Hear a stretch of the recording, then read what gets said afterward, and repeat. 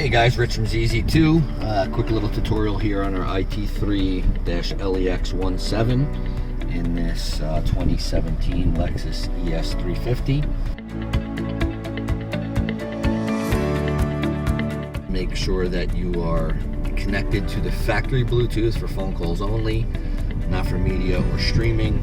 And you can get there by going into setup, going into Bluetooth, selecting the appropriate phone, and then you can see where it says disconnect as a phone, connect as an audio player. In this case, the audio player portion is disconnected already, so it's only going to be used as a hands-free phone, no media streaming.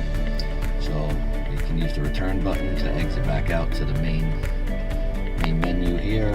We're already in aux mode, but we're going to go back again. So we're in aux. Pressing and holding the media button toggles you in and out of the CarPlay interface.